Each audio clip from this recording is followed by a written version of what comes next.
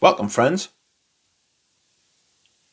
Today, we are doing another fragrance rotation video for the week ending the 19th of March, 2023. Marvellous. So, friends, good news. This week has been very unusual. The weather has been up and down. It's been all over the place, and my choices will reflect that. The last couple of days it's been quite warm, but there was snow, a couple of inches of snow earlier this week actually, and I found that very difficult to find a perfume for because, as you know, I have rotated. I only rotate twice a year. The rest of the time, I stay stock still. But yes, we will start at the beginning. And this fragrance is a fragrance you may not have heard of. This is called Success by Mode Creation Munich, or MCM. This is honey, some tobacco, a little bit of florals to add to the honey, and a little bit more honey. It's fucking fantastic. It's brilliant for this time of year. It is got that kind of lively floral thing going on. It's extremely well blended. I get some of the iris and the patchouli. I'm not going to do a full review on it, but this is not easy to find. I can tell you. I think this came from Natalia in Poland. Thanks, Natalia in Poland. It's nuclear. It lasts all day. I have no idea who the perfumer is, to be perfectly honest with you. It's from 1986. So you're talking like Boss Number 1. That's the other fragrance that really stands out, if I'm being honest, when it comes to this. It's got a little bit of wood, but I get this extremely ambery honey benzoine kind of thing going on. I mean, it's honey with some tobacco as well. Brilliant perfume. Mode Creation Munich, a German perfume. Don't know when my bottle was made, but it's only a 50ml, but I got 2 of them. It's an eau de toilette at 80% volume. Crazy. Okay, next. Tuesday. Tuesday was rainy and miserable and damp,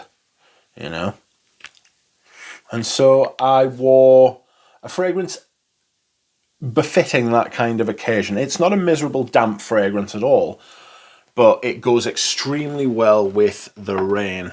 And this is Hermes by Hermes. This is an older bottle, and as you can see on the back, this was a tester, but I took that sticker off. This is a Soliflor Iris. What does this mean? Well, to me it means that it's fucking iris, and more iris. It's got this kind of...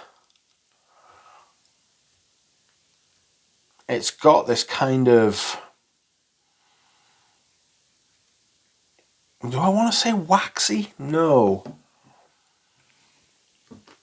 But also yes. Let's smell it again. It's, for being a Soliflor,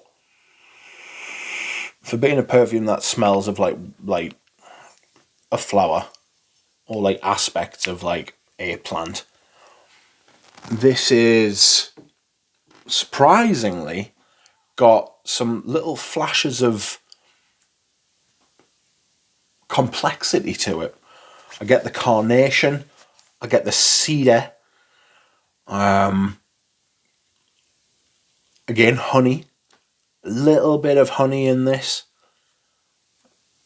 It's not too sweet, but it takes the edge. I find that sometimes iris can be a little bitter, you know? And so this kind of takes the edge off the bitterness and the waxiness of the iris. Don't know how much real iris is in this. I imagine it's not a lot, if any, but it is an iris perfume and it's absolutely gorgeous. You can still buy this in shops. This is just the normal vintage shtick that it's deeper, richer, more project and all that sort of thing, but it's still very well made. And it's still an absolutely beautiful smell.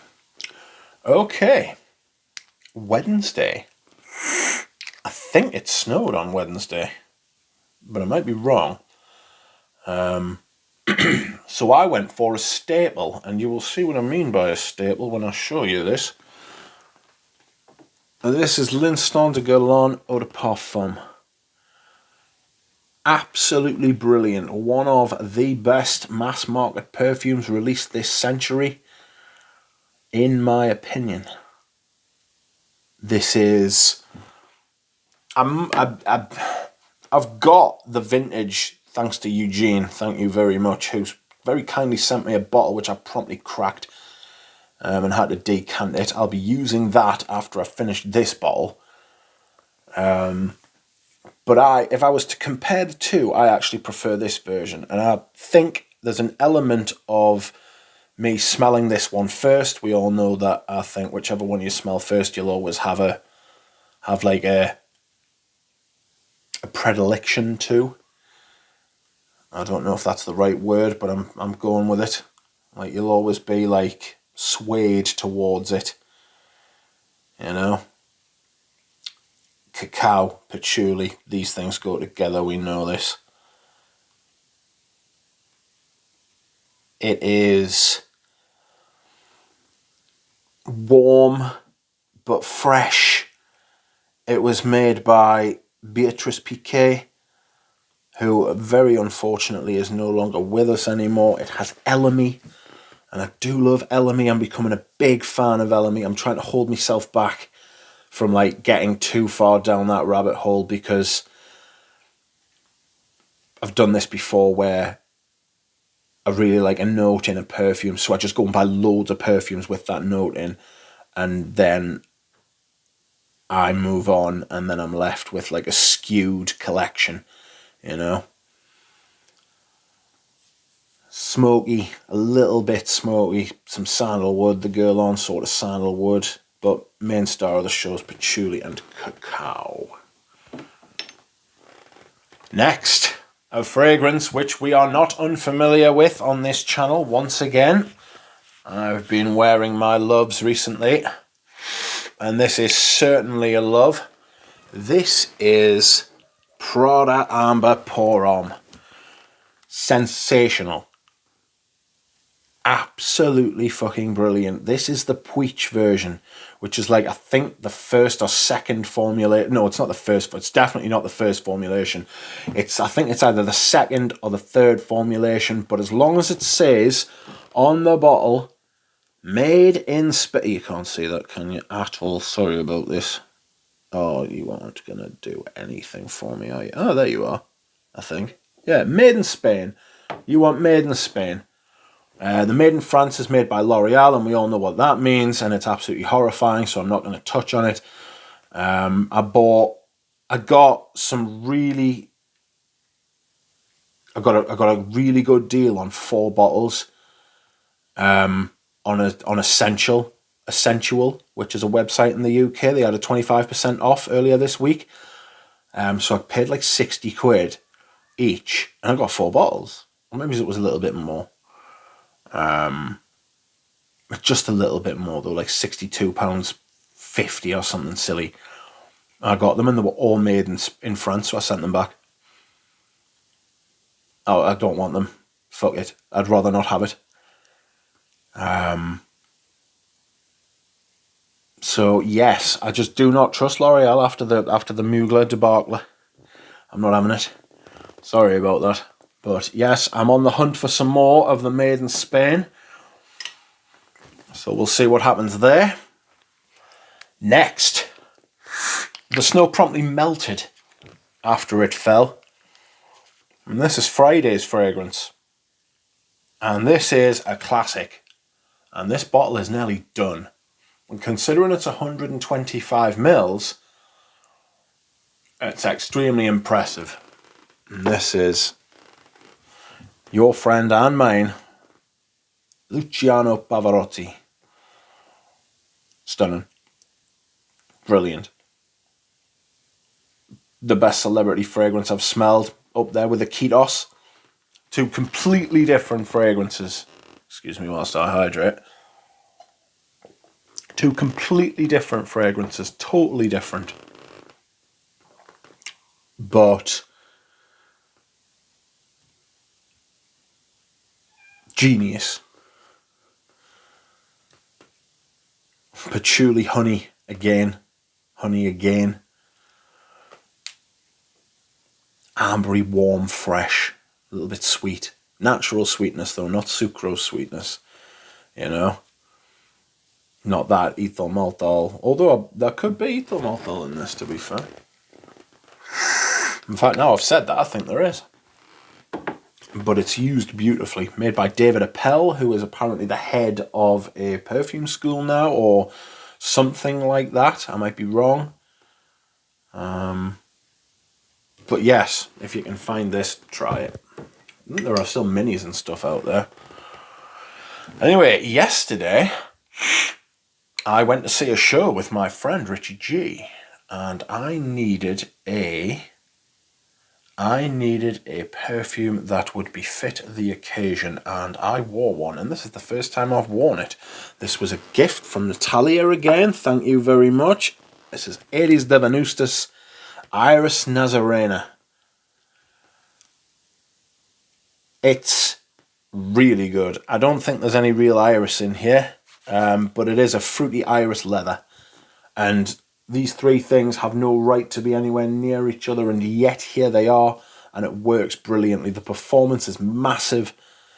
It's fresh, it's got depth, it's strong, it's extremely pleasant in a very good way. Like it's a loud and polite society as well.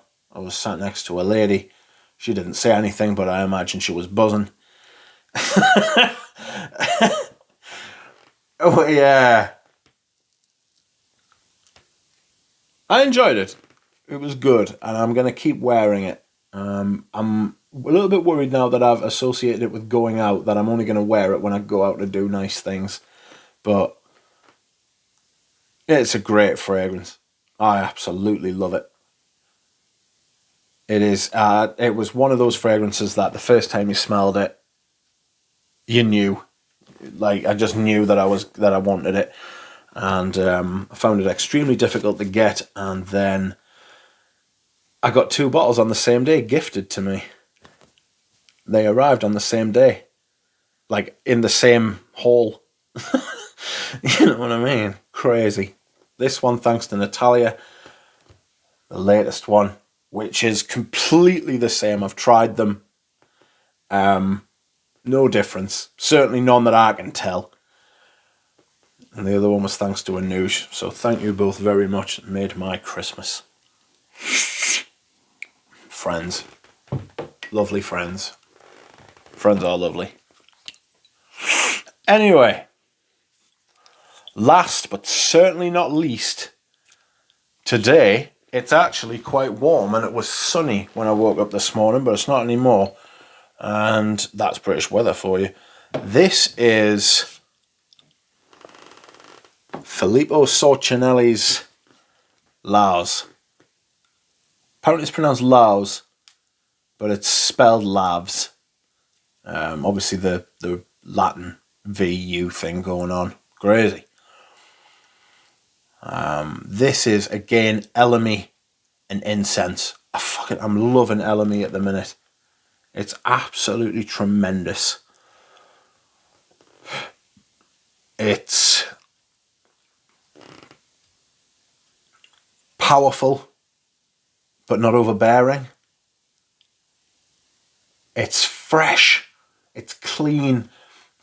It definitely evokes this kind of religious... I wasn't brought up religious, even though my mum's quite religious. Like, they left it to me, which I think is I very much appreciate that my parents didn't foist religion on us, I must admit.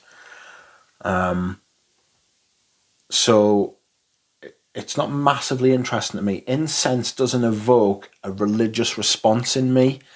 What I get from incense is this kind of cleansed with fire, which a lot of people would say that's quite a religious thing in and of itself. But to me, it doesn't have that connection, you know? For me, it's like a physical thing. This is very clean, but it's cleaned not with like synthetic bleach or chemicals. It's cleaned by like a natural process, you know? It's used like resins and incense and fire and smoke, and there could be nothing possibly left behind. You are fresh, you know. The fantastic perfume. I'm absolutely loving it at the minute, considering it back up for some reason. But yes, this is my scent of the day, and I hope you have enjoyed this video, friends. I will be back again soon with another video, some more live streams, and I will hope to see you all then. Bye.